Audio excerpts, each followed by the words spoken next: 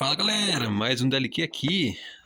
Como de praxe, as leituras das mais antigas assim, em relação ao último vídeo para as mais novas.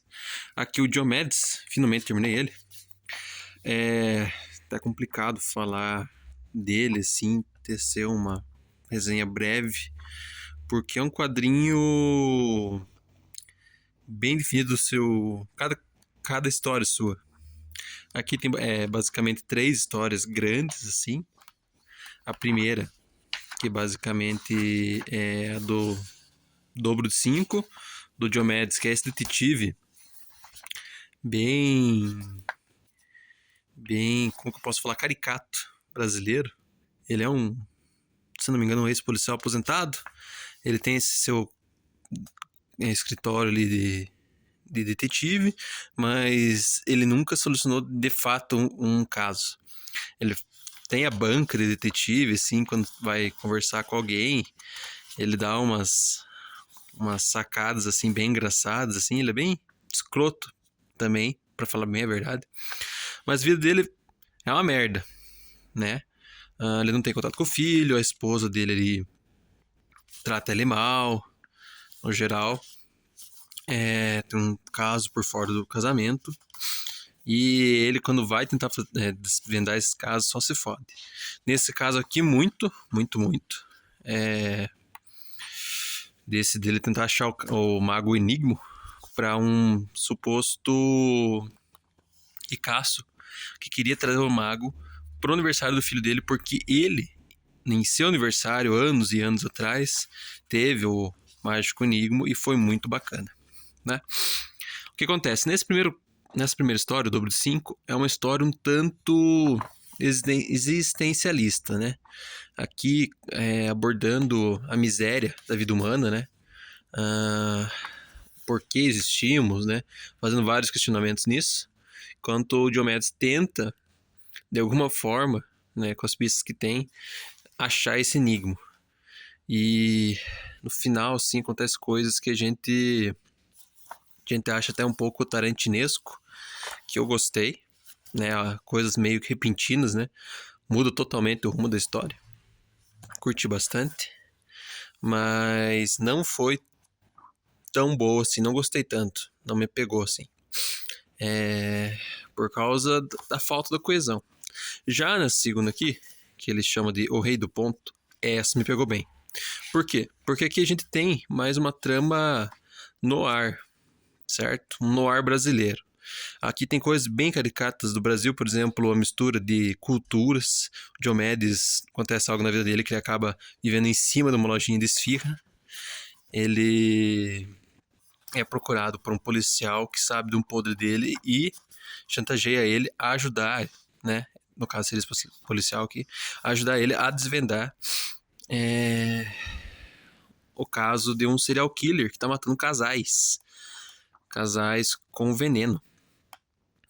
E aqui também tem suas camadas de história, mas é muito mais num ritmo de ação, uma ação no ar, com elementos da cultura brasileira que nós conhecemos, né? Aquelas coisas meio chucronas do brasileiro, né? Questão de piadas, de detalhes da nossa cultura. E é bem desenvolvido, gostei bastante, assim. Não tenta se apegar a camada existencialista, a jogo de palavras, nem nada, né? Uma história bem bacana. Daí tem depois, deixa eu ver aqui se já chegamos aqui. Acho que um pouquinho mais aqui, ó. E depois a gente vai para a soma de tudo. Essa história, ela não tem camadas existencialistas, mas ela fica brincando um pouco com palavras, né? Sentido de palavras, com mistérios, fica, não vai e volta e não desenvolve. Que basicamente nessa história aqui, o Diomedes é contratado por uma cliente de um advogado, né? O advogado conhecido dele, né? Indica ele, porque o esposo dela desapareceu e enviou para ela, né, uma foto dele com a mulher. E ela tá achando que o cara tá traindo ela. E aparentemente é em Lisboa. E daí o Diomedes vai para Lisboa e acaba descobrindo que tem um mistério da cidade. Só que, na verdade, o mistério, todo mundo sabe o mistério, só faz de conta que não sabe. Mas tem um mistério por trás do mistério. Daí fica nesse jogo aí esse jogo de nada muito revelado, sabe? Nesse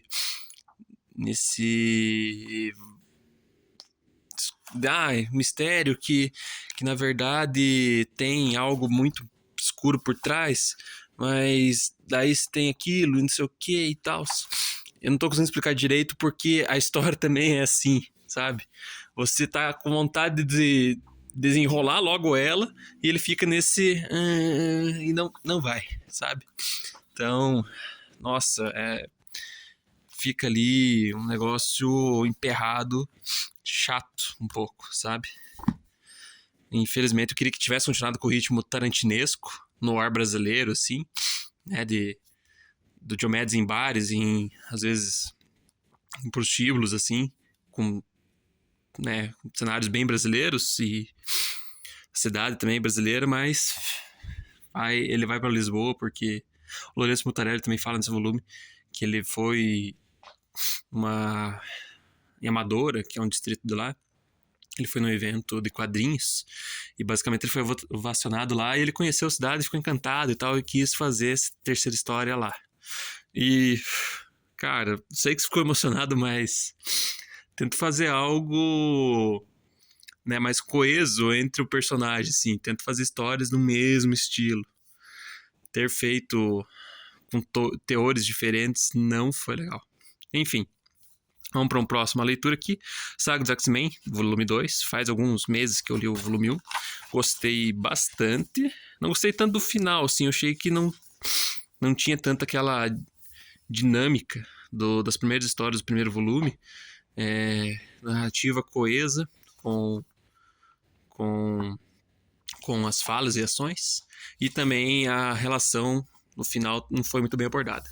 Aqui a gente tem o Ciclope ainda com a Madeline Pryor, né, que continua, né, bem continuação, o Wolverine puto porque não pôde se casar. E aqui o Ciclope com a Madeline Pryor e o Colosso com a Kitty fazendo parte dos X-Men e tal. O Ciclope ainda com indagações ali sobre seu relacionamento, né? Mas, nossa, mas será que ela não é Jean? Não sei o que, ela é idêntica, o acidente dela aconteceu no mesmo dia que a morte da Fênix Negra e tal. E daí acontece algo que estava acontecendo nos bastidores das histórias, que é esse carinha aqui, o mestre mental, e ele acaba fazendo um teatrinho ali na frente, né? Deles, que ele faz de conta que voltou a Fênix Negra, utilizando alguém como visual para ela. Ou seja, o Ciclope lá, ele vai e joga a aparência da Fênix nele. Manline também, ele jogou a aparência, ou simulou um fantasma ali da Fênix, sabe? Pra enganar o Ciclope ali e ficar todo esse alvoroço em questão, voltou a Fênix Negra, voltou a Fênix Negra. No geral, essas histórias assim, tipo, ainda querendo trazer o fantasma da Fênix, não foi legal, sabe? Não trabalhou as relações, não teve um casamento da arte, né? Com a ação, com a narrativa, enfim. E aqui a gente tem Anual, com o Homem Impossível, fazendo uma caça do tesouro, pegando itens que ele acha interessante das grandes equipes da Marvel, né? Pegou dos X-Men, a mansão, pegou aqui do Nick Fury o tapa-olho, ele vai no casar, pega lá o animal meio que um animal de estimação, ele pega, acho que o tigre de sabre dele, vai no Mansão dos Vingadores e pega as fantasias da Vespa, né? Enquanto os X-Men estão atrás dele. E acaba até indo na Marvel, dando uma quebra de quarta parede. Eles vão lá no escritório da Marvel, bagunçam tudo, só pra mostrar um pouquinho aqui. É uma história bem divertida, assim. Claro, não vai trabalhar nas relações, no desenvolvimento de personagem que estava acontecendo no primeiro volume, por exemplo, a Tempestade com o cabelo moicano, nem a Kitty com o Colosso, né? Mas é bacana. E aqui a gente tem duas histórias que eu havia falado lá atrás. Nossa, mas será que vai incrementar ou não? Com a série regular dos X-Men. Essas aqui são histórias que foram criadas lá nos anos 2000, 2001, né? Em relação a esse período aqui dos X-Men, com a Tempestade com o Moicano, essa equipe aqui, né? O Wolverine com o casamento não ocorrido.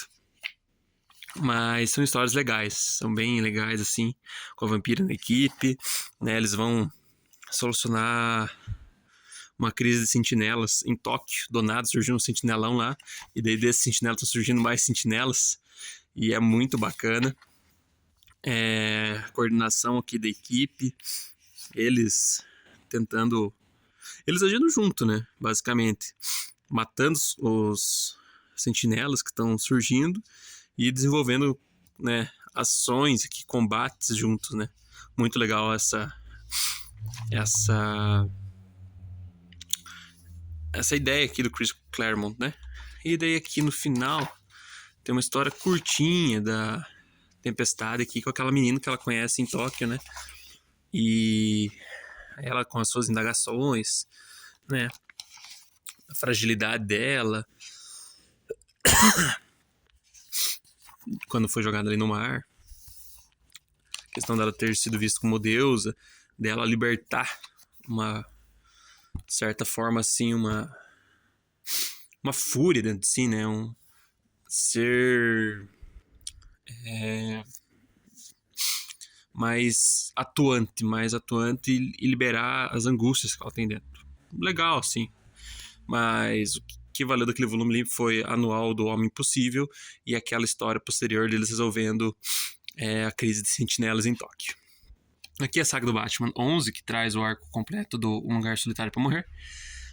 É um arco bacana, a gente vê o Bruce descuidado e um pouco mais agressivo ao trabalhar sozinho.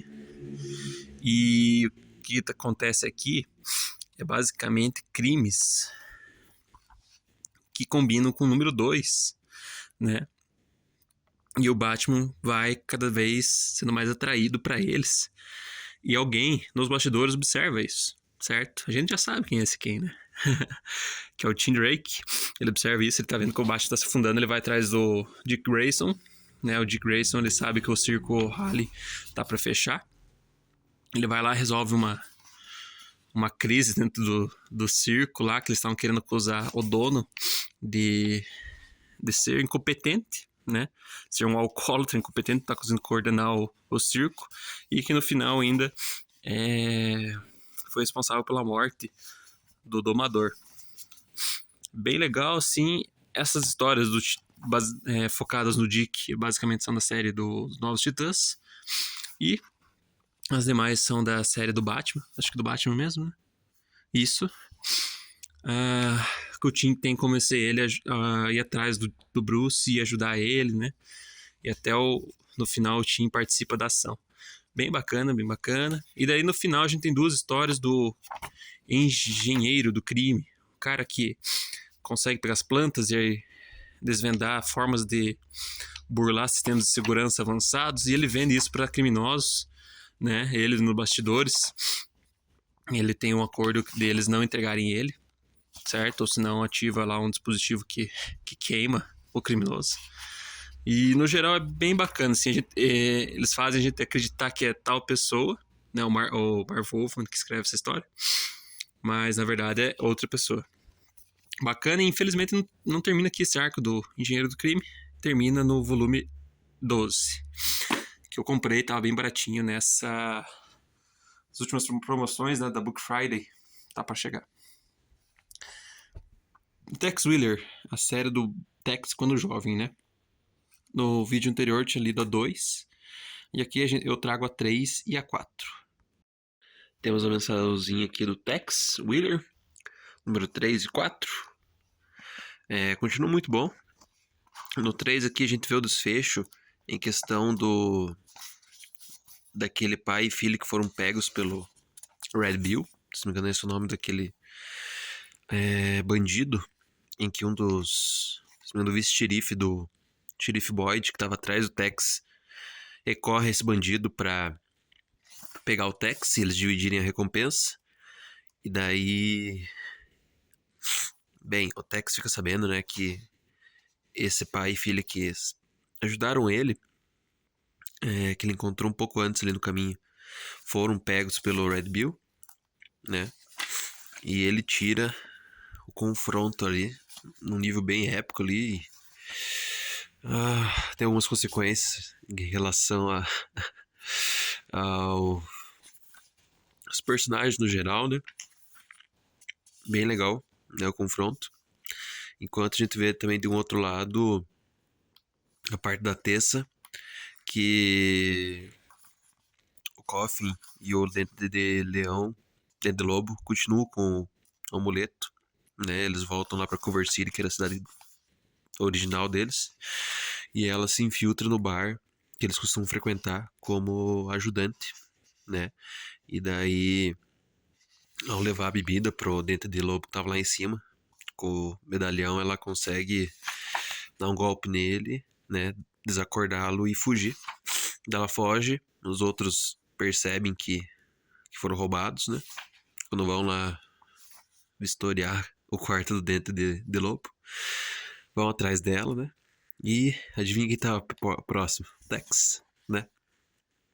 Tex próximo, ele acuda ela ali, descobre que era um menino que há muito tempo ele conhecia, né? E o pai dela, também era conhecido dele, infelizmente faleceu.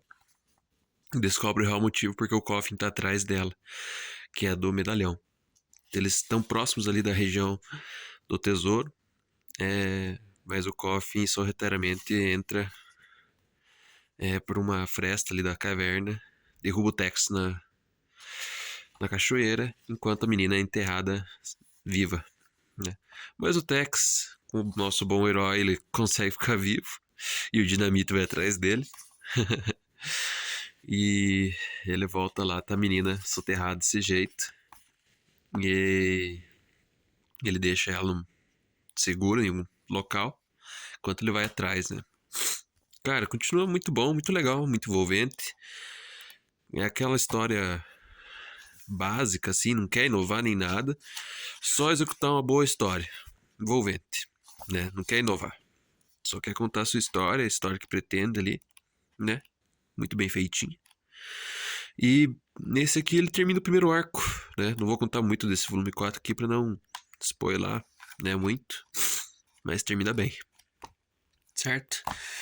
E a última leitura é Alex plus Ada, Alex mais Ada, que a gente vive numa sociedade, né? Essa história aqui basicamente se passa numa sociedade futurista em que os robôs, né, os androides já são comuns, né? Só que há um receio no momento que tá, no exato momento que tá passando essa história aqui, né? Porque teve uma pane, digamos assim, num momento ali, que um grupo de robôs, eles tomaram consciência e atacaram os humanos, de uma empresa chamada Nextware.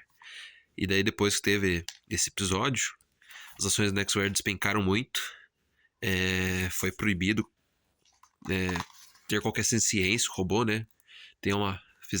Desenvolveram um baita no sistema de trava do robô avançar nesse sentido.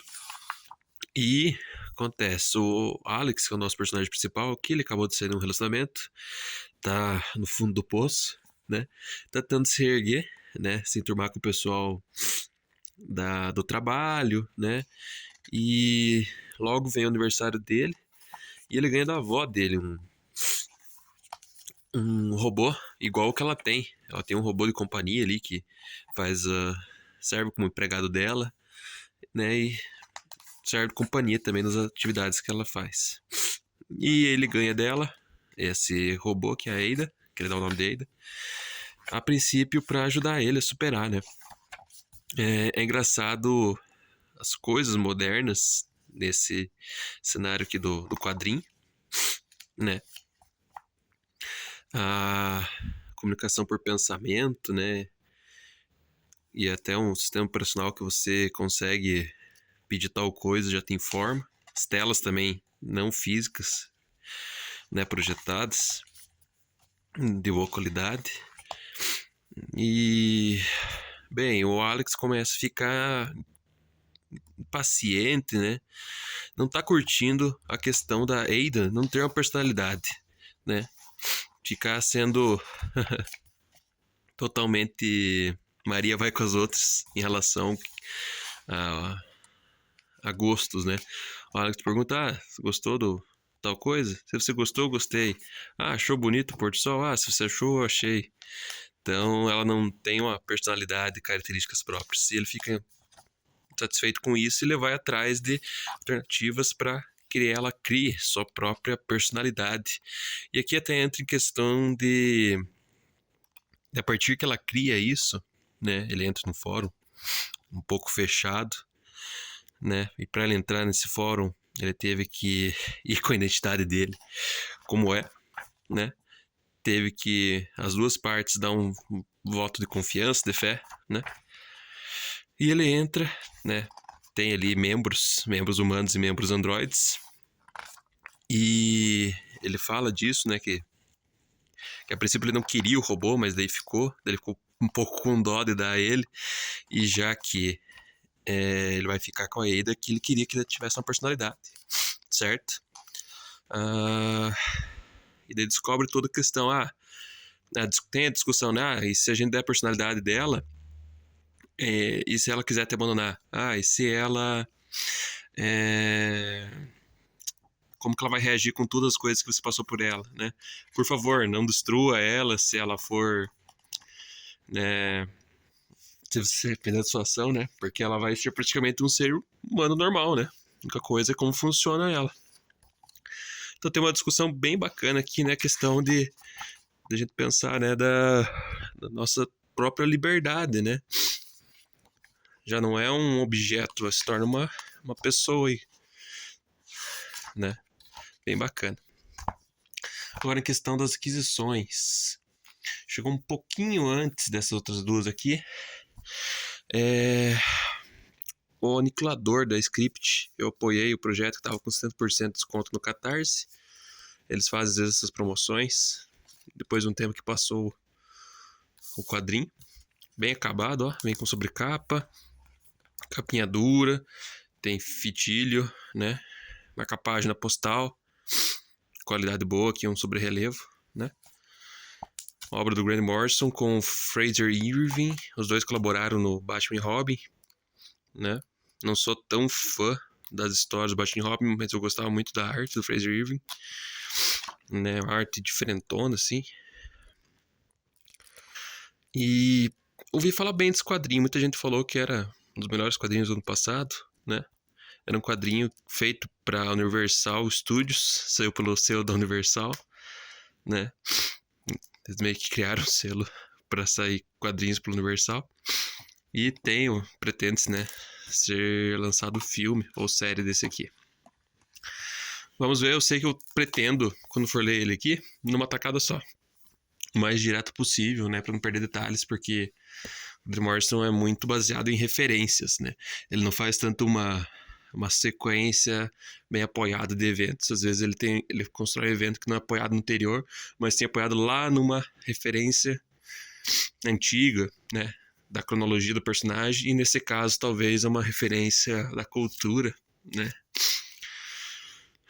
Mas enfim, daí eu peguei na promoçãozinha que tava tendo na Panini, aqueles descontaços lá, tinha o primeiro volume do Marvel Saga do Homem-Aranha, já é um volume promocional, custa R$19, daí com o desconto dos descontaços estava por 10.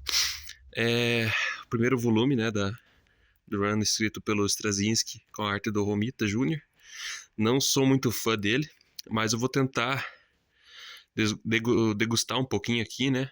Às vezes criar de certa forma um paladar para ele, né? Que nem quando você não tá acostumado com alguma bebida e tal. Ela é totalmente estranha.